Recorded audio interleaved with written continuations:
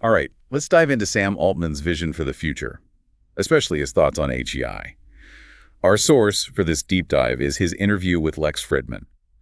We've gone through it all and picked out the most interesting parts, like how his experiences have shaped his view. Yeah, it's a fascinating look into Altman's mind. Starting with that intense situation with OpenAI's board, it almost destroyed the company, really shook him up. Yeah, that whole thing was wild. What stood out to you about how he looks back on that time? It's interesting how he connects that personal struggle to this big idea of resilient leadership. He realized that the future of something as powerful as AGI can't be built on shaky foundations or personalities. So it wasn't just about navigating boardroom drama. It was about realizing the kind of foundation we need for AGI, venturing into this unknown territory. Exactly. Altman talks about the immense pressure, the love from the community, and this realization that OpenAI's board shouldn't just answer to themselves, but to the world. He sees the stakes as incredibly high, and it's shaped his thinking on how we govern these powerful technologies. And speaking of big personalities, we can't forget Elon Musk. Their split, the lawsuits, the closed AI comments, there's a lot of tension there. Did the interview shed any light on what's behind this rivalry? It comes down to completely different visions for the future of AI. Musk felt OpenAI was too slow, maybe even failing. He wanted more control. Altman, on the other hand, really believes in open access, that powerful AI tools should be available for everyone, a public good. But what does open even mean when we're talking about a company with billions in investments working on world-changing tech? Things get tricky there. OpenAI began as a nonprofit, but to compete with Google and Microsoft, they needed money, a lot of it. That's why they switched to this capped profit model, a hybrid structure to balance finances with their mission. Okay, capped profit, not something you hear every day.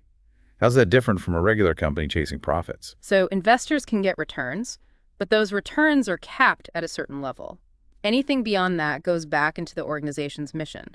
It's a way to fund cutting-edge research while preventing the company from becoming just another profit machine. Interesting. So they're trying to balance huge investments with the idea of making powerful AI accessible to all.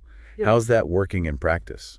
Well, Altman points to things like ChatGPT's free version. No ads, no traditional monetization, just a powerful tool for anyone with internet access. But even with that, there's tension, right? Especially when you consider the risks of open sourcing something as powerful as AGI. What are Altman's thoughts on that? He doesn't avoid the complexity. He admits that open sourcing everything might not be responsible, especially with technology that could be misused. He sees it as a spectrum, not black and white. So it's not about just opening everything up. It's about carefully considering the trade-offs between access, safety, and impact on society. It sounds like he's really struggling with these questions as he leads OpenAI.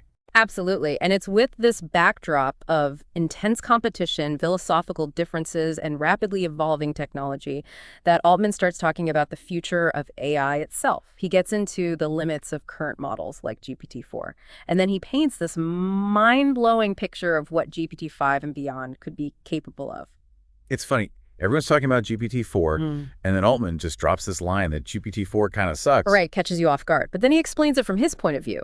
He's living a few years in the future where the pace of progress makes GPT-4 look basic. So GPT-4 isn't unimpressive. It's just that he sees this exponential growth. He knows what's coming. He's thinking steps ahead. Exactly. Like looking back at the first iPhone, revolutionary at the time, but laughably limited compared to today's smartphones. Okay, so GPT-4 sucks in the big picture. What are its limitations? What's holding it back from the next level? He talks about the limitations of the context window. Even with GPT-4 Turbo's larger capacity, it can only hold so much info before it loses track. Altman dreams of a future where the context length is billions of tokens. Billions of tokens? What does that even mean practically? Imagine asking your AI about a book you read years ago, a conversation, a problem, and it remembers every detail. That's the kind of power Altman envisions. But it needs a huge leap in computing power. That's incredible and a bit scary. Raises questions about privacy and data security. And Altman gets that. He believes the solution is giving users control over their data. Imagine choosing what your AI can access, remember about you, a digital right to be forgotten for your AI assistant. That's like a whole new relationship between humans and knowledge. And it's not just about accessing information. Altman sees AI as a partner in creativity, a brainstorming companion, helping us generate ideas, solve problems, push scientific boundaries. He even talks about using GPT-4 as his brainstorming buddy, bouncing ideas off it. A grip into a future where AI is part of our work, not just a tool, but a collaborator. He doesn't limit that collaboration to the digital world either. Altman talks about embodied AI, robots interacting with the physical world, extending intelligence beyond screens. He says it'd be depressing if we achieved AGI but still relied on humans for physical work. So he sees robotics as a key piece, bridging the digital and physical, bringing AI into the real world. Exactly. But to power all of this explosion of intelligence, Altman thinks we need to rethink energy and compute. That's where his prediction about compute becoming the world's most valuable resource comes in, right? Yeah. More precious than oil or gold. He compares it to energy. The demand for compute will be insatiable. As AI gets more powerful and integrated, we'll need massive processing power. And that leads to his prediction. $7 trillion, maybe even $8, just to build the infrastructure needed for the future of AI. That's a huge number, but it shows the scale of his vision. He's not thinking small. He's talking about a complete transformation. And to fuel that, to meet the energy demands of this future, Altman's putting his faith in nuclear fusion. He believes it's the only way to create the clean, abundant energy for this AI revolution. That's bold, especially given the history of nuclear tech and public fear. He recognizes the challenges, the fear, the skepticism, but he sees a parallel between fears about AI and the anxieties about nuclear tech in the past. So he's saying both AI and nuclear power could be hugely beneficial, but have big risks. Exactly. And he thinks overcoming those fears, addressing concerns, and having open discussions about benefits and risks is key for progress. That's a good point, but convincing people to embrace tech often associated with disaster, that's tough. Especially when information is so hard to navigate, truth and fiction blurring constantly. And that brings us to one of the biggest challenges with AI today: safety and bias. How do we ensure these powerful systems are used for good, prevent them from perpetuating harmful stereotypes or causing unintended harm? These aren't just theoretical concerns. We've seen examples of AI generating biased or even offensive content. Clearly, we need safeguards. But where do we even begin? Altman proposes a radical approach: complete transparency. Companies developing AI should publish clear guidelines on their model's desired behavior, a code of conduct for AI. And these wouldn't just be internal documents, they'd be open for public scrutiny. Exactly. He wants a collaborative approach, feedback from everyone. The idea is to create a shared understanding of how these systems should act, to make it easier to spot and address when they go off track. It's bold, especially for an industry that's often secretive. But I get the logic. If we want to trust AI, we need to know how it's designed, what values are built in, what safeguards exist. And this transparency is crucial for addressing bias. Right. We know these systems are trained on huge data sets that reflect societal biases. If we're not careful, they can amplify those biases, perpetuating harmful stereotypes and inequalities. That Google Gemini controversy, with the AI generating images of Black Nazis, is a stark reminder of the dangers. It shows we need checks and balances, ethical considerations baked into these systems. And Altman's response to that is revealing. He knows building bias-free AI is super hard. Even the best intentions can fail. But he emphasizes separating intentional behavior from bugs. So if an AI does something harmful, we need to figure out if it was deliberate or a result of the data or algorithms. Exactly. Like the difference between a crime and an accident, both have bad outcomes, but the intent matters. It's nuanced, but transparency is key for making those distinctions and holding companies accountable. It's about moving away from the black box and embracing a more open way of developing AI. That needs a change in mindset, not just from developers, but from everyone. We need to be more critical about information, understand AI's limits, and demand transparency. It's a lot to ask, but it feels crucial if we want to use AI for good. Absolutely. But beyond safety and bias, there's a deeper question Altman wrestles with. What does it really mean to build AGI? What defines success? It's easy to get lost in debates about consciousness. But Altman is more practical. He focuses on what AI can do. He's not happy with just passing a Turing test or imitating conversation. He wants AI to change the world, speed up scientific discovery, unlock new levels of economic growth. It's a vision of AI as a tool for progress, for solving big problems, for a better future. And It's tied to his belief in technology, especially compute. He sees it as the driver of this AI revolution, the key to a future where intelligence isn't holding us back. And he acknowledges it could have both good and bad consequences. He knows AI will disrupt industries, change jobs, and create ethical dilemmas we're just starting to understand. He doesn't ignore the hard questions, but he believes the potential benefits are bigger than the risks. Exactly.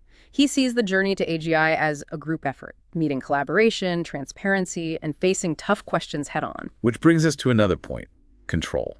Who governs this powerful technology? Who decides how it's used, what safeguards exist, how benefits are shared? Interestingly, Altman, who is right in the middle of a power struggle, argues against concentrated control.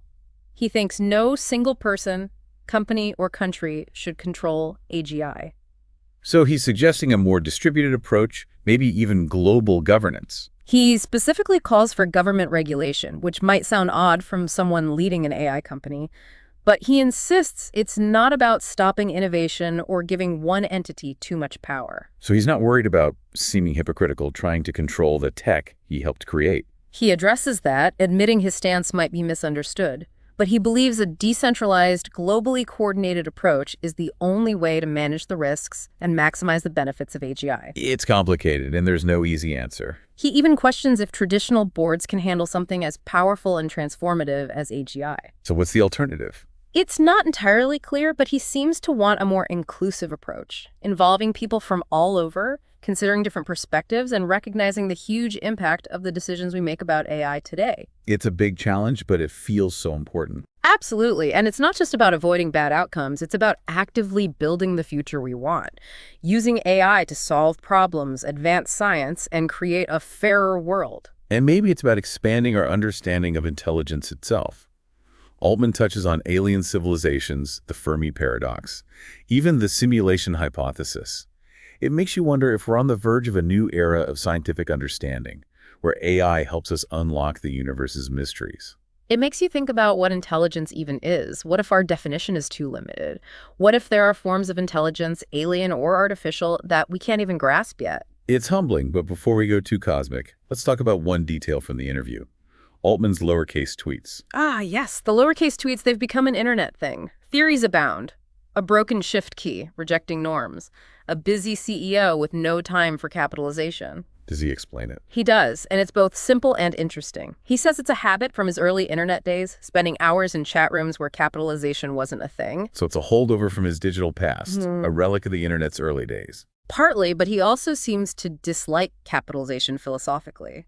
He sees it as an unnecessary rule, a convention we don't need for communication. He even suggests capitalization has been declining over time compared to Old English writing. He wonders if we'll ever abandon it completely. That's an interesting thought. Would dropping capitalization make our writing less clear, less formal, or just a change like punctuation evolved?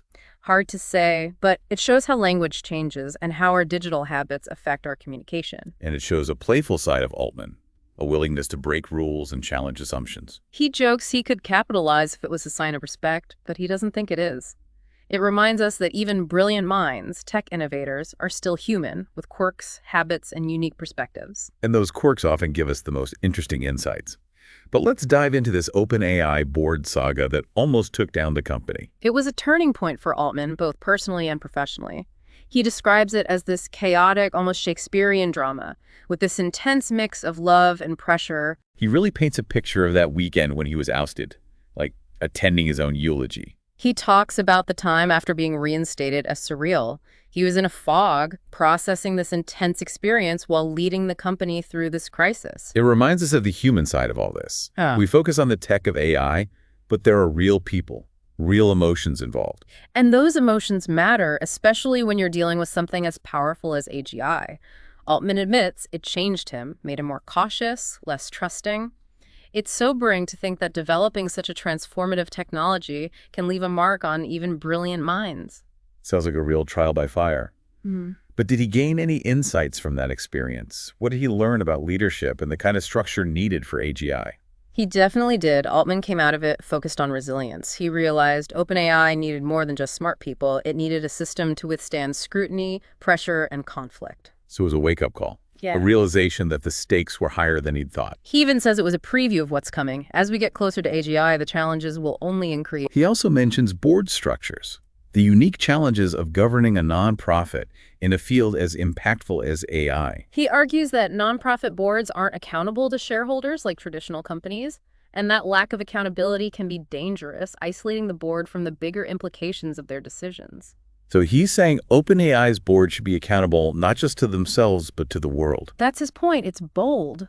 It acknowledges AGI's global impact and the need for a more inclusive way of governing it. It's a call for greater responsibility, recognizing that OpenAI's decisions can have ripple effects far beyond the company. Exactly. He's saying the future of AGI can't be decided by a small group in a bubble. It needs a broader dialogue considering different people and perspectives. It's challenging, but it feels more and more relevant as we explore AI. Speaking of challenges and different views, let's bring Elon Musk back in. The OpenAI versus Elon Musk saga continues. And the interview helps us understand the roots of this rivalry, this clash of giants in AI. It seems like their split wasn't just personality, it was about how AI should be developed and governed. The interview explains why Musk left OpenAI in 2018. He felt they were too slow, maybe missing opportunities. And he wanted more control to guide it in his own direction. Yes, he felt OpenAI was too cautious, too focused on risks, without enough emphasis on the benefits. And that difference led to their split, which has impacted the whole AI industry. It's fascinating how these personal dynamics, clashes of vision and personality, have shaped AI development. It's a reminder that even in tech, human factors, emotions, and beliefs matter. And here, those factors have led to a rivalry that continues, with Musk leading his own AI company, xAI, challenging OpenAI's approach. The irony is that Musk, who criticized OpenAI's closed approach, is now embracing open source himself. Really? That's a change. He launched his large language model, Grok, and kept it proprietary at first. But after being called hypocritical, he open-sourced parts of it. Shows the complexity of this open versus closed debate, and the challenge of balancing innovation, safety, and access. No easy answers, it seems. Both Musk and Altman are still figuring out the best way forward, their views evolving with the tech. But how does Altman respond to Musk's criticism? Does he address it in the interview? He does, and it gives us insights into his thinking. He starts by acknowledging the uncertainty around AI when OpenAI started. There were a small group basically figuring out a new field in the dark. Pioneers in uncharted territory. Exactly. They had no idea how fast it would grow, what resources they'd need. And those resources, as we said, are now projected to be trillions, mainly for computing. Right, and that's a key reason for OpenAI's shift from nonprofit to capped profit. They needed big investments to compete with Google and Microsoft. Exactly. It wasn't just competition, it was realizing how big the challenge was. The computing power for AGI is massive. Traditional funding wouldn't work. So they had to make a tough decision, one that would let them reach their goals while sticking to their mission of making AI accessible. It was a balancing act, still ongoing as OpenAI navigates this complex landscape. But it comes back to the question, what does open even mean for a company at the cutting edge of AI with billions in investments and working on potentially world-changing tech? A question that's still being debated, likely to become even more important as AI evolves. And it connects to this Altman-Musk rivalry. They represent different visions for AI's future, different philosophies on development, control, and access. It's a fascinating clash of ideas, sure to impact how AI develops for years to come. As we go deeper into this interview, we'll keep exploring these competing visions, the philosophical debates, and the practical challenges of building a future with AI at its center. It's like this rivalry is pushing the whole field forward, making everyone step up their game. But let's move away from the personalities for a bit and focus on the tech itself. Altman had some interesting things to say about where AI is going, especially with GPT-5 coming up. He really dropped a bomb when he talked about the future of compute. He's convinced it's going to be the most valuable thing, even more so than energy. He threw out that crazy number, 7 trillion, maybe even 8, just to build enough computing power for the kind of AI he's talking about. Is he exaggerating? He's painting a dramatic picture, for sure, but it shows just how big he thinks this is going to be. He's basically saying if compute is the new oil, we haven't even started drilling. So what does that mean for us? If compute is this precious resource, who controls it? Could we see a new kind of resource war? It brings up all sorts of questions about global politics. Will access to massive computing power determine economic and military power? Will there be a new digital divide between those who have access and those who don't? And how do we make sure this power isn't just in the hands of a few? Altman talked about government regulation, but can governments really keep up with how fast things are changing? It's a huge challenge, and it's not just about rules, it's about education too. We need to prepare people for a world where AI is everywhere, jobs are changing, and the way we work is transforming. It feels like we're standing on a cliff, about to step into a future that's exciting and scary all at once.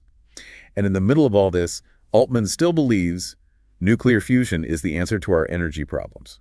It's a gamble. Fusion research has had lots of setbacks, but he seems sure it's the only way to get the clean, abundant energy we'll need for this AI future. But can we really get over decades of fear and skepticism about nuclear technology, especially with all the worries about AI already? It's a tough sell. But Altman compares our anxieties about AI to how people felt about nuclear tech in the past. He calls them theatrical risks, things that seem really scary but aren't as impactful as other issues that are less sensational but potentially more damaging. So he's saying we might be focusing on the wrong things, letting fear control us instead of looking at things more logically. He's definitely pushing us to think critically about how we see and respond to risk, especially with new tech. Basically, he's saying we need to get better at assessing risk, not just with our gut, but with our heads. Because if we let fear stop us, we might miss out on the good things these advancements could bring. But how do we ensure those benefits are shared and don't just make existing inequalities worse? That's where Altman's focus on transparency and responsible development is important. He believes if we want to trust AI, we need to be open about how it's designed, what values are built in, and what safeguards are in place. And it's not just about preventing bad things, it's about actively shaping the future we want.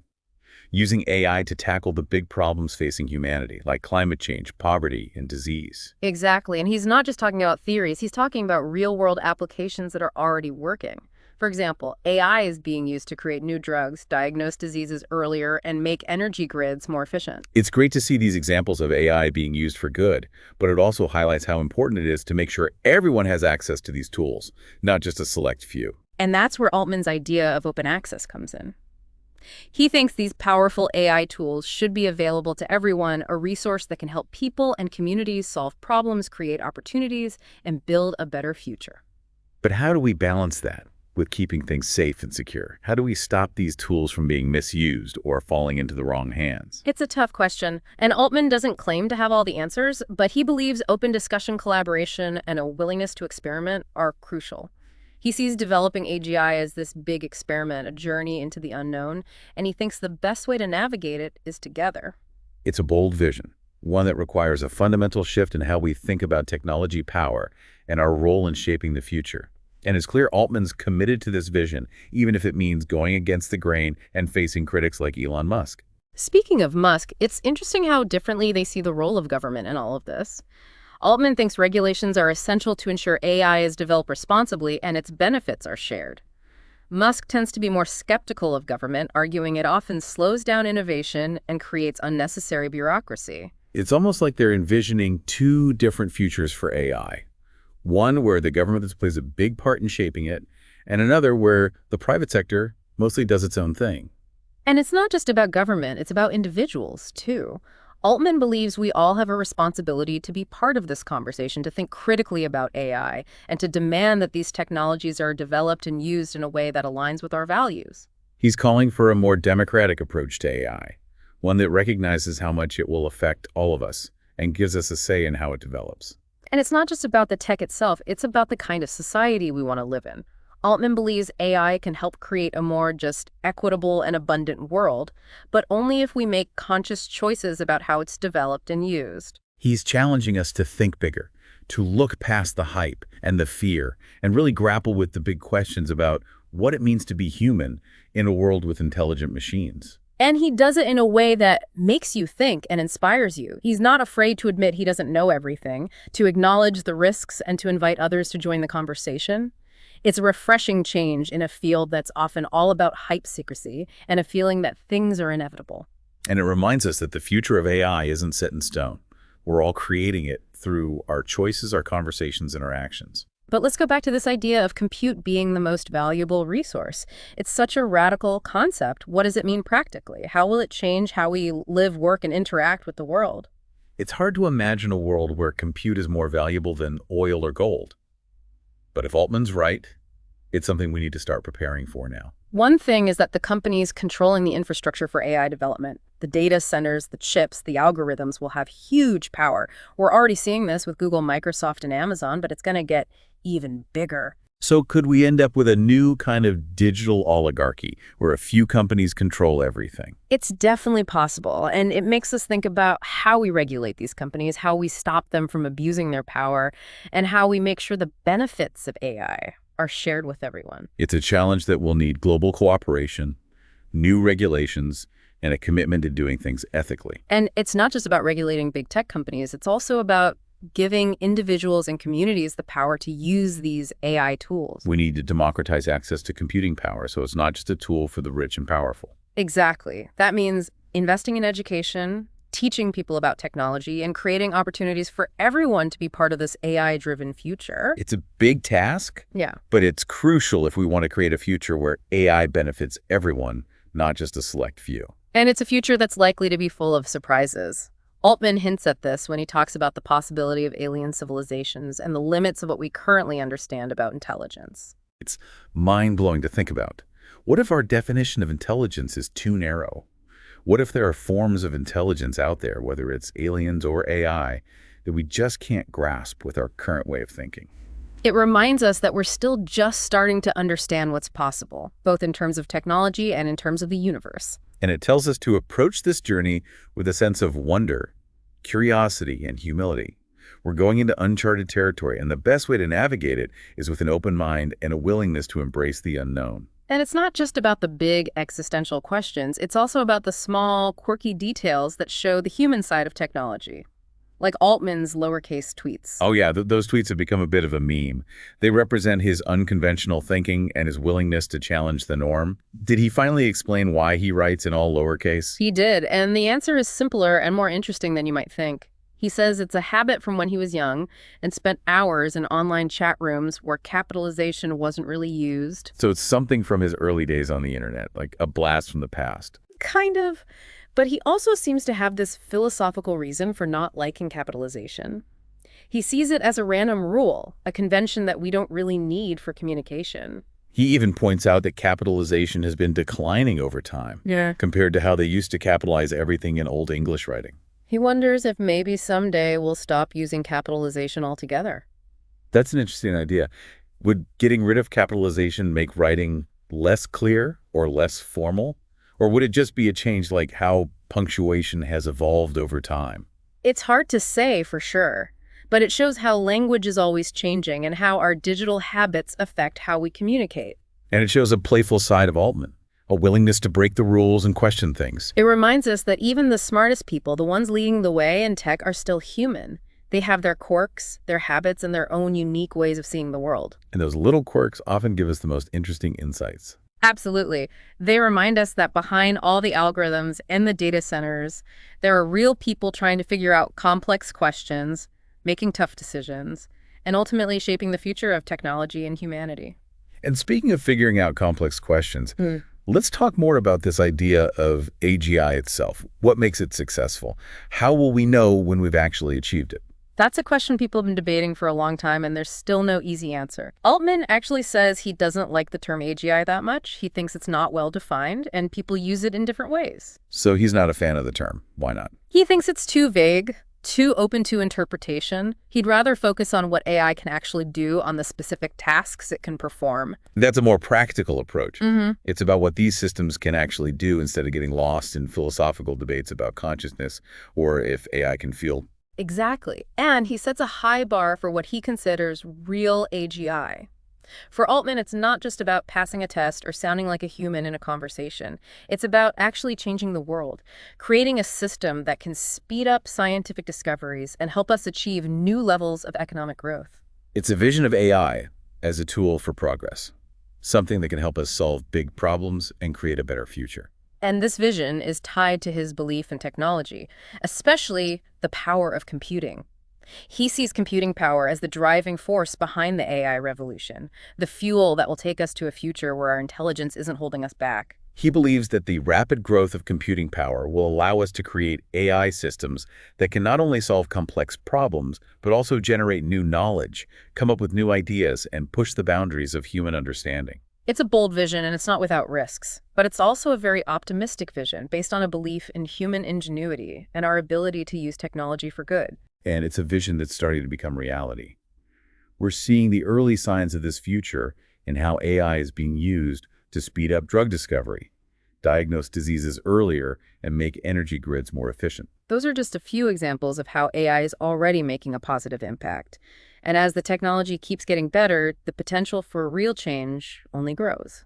But it's important to remember that the future of AI isn't predetermined. We're all creating it through the choices we make, the conversations we have, and the actions we take. And that's why what Altman says about transparency, collaboration, and being open to uncertainty is so important. We're going into uncharted territory, and the best way to explore it is together.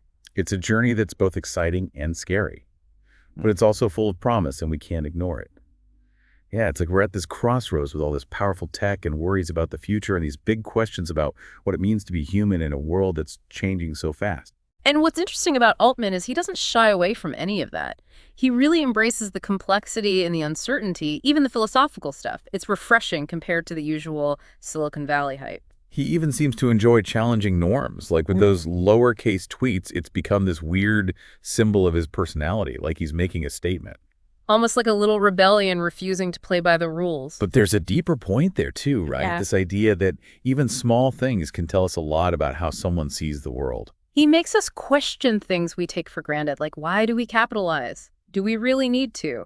Or is it just a habit, something we've always done without thinking? He makes us think about how powerful language is, how it affects how we see things, and even reinforces power structures. And it's not just about capitalization. He talks about how language itself is changing, how our online habits are changing the way we communicate, and how that could have big consequences for how we think and interact. It reminds us that we're not just watching this tech revolution happen. We're part of it, shaping it with every word we type, every post we share, every tweet we send. And the choices we make individually and together will determine what kind of future we end up with. So after really digging into this interview, what are you thinking about? What are the big takeaways that stick with you? For me, it's the sense of urgency. Altman is definitely raising a flag, not in a panicky way, but in a way that emphasizes we need to act thoughtfully. He's saying we have a limited time to guide AI, and the decisions we make now will have a huge impact on future generations. It's a call to action, a challenge to step up and be part of this conversation, to demand transparency, to hold those in power accountable, and to work together to make sure AI is used for good. And it reminds us that the future isn't something that just happens to us. It's something we build through the choices we make, the things we do, and the stories we tell ourselves about what's possible. Altman is definitely a storyteller. And the story he's telling about AI is exciting and a bit scary. It makes us confront our fears and our biggest hopes. And the story is still being written. We're all part of it, and we don't know how it will end. But one thing is for sure. What we do today will determine the world we live in tomorrow. So what do you think? What role do you want to play in shaping the future? What kind of world do you want to create for yourself and for the generations that come after you? Altman asks us a big question. What does it mean to build AGI responsibly? It's a question we all need to think about, not just as tech people, but as citizens, as humans, sharing this planet and figuring out this uncertain future together. And that wraps up our deep dive into Sam Altman's vision for the future. We hope this sparks some new ideas, some reflection, and maybe even a sense of urgency about our role in shaping this incredible, unpredictable journey into the age of AI. Keep exploring, keep asking questions, and keep pushing for the future you want to see.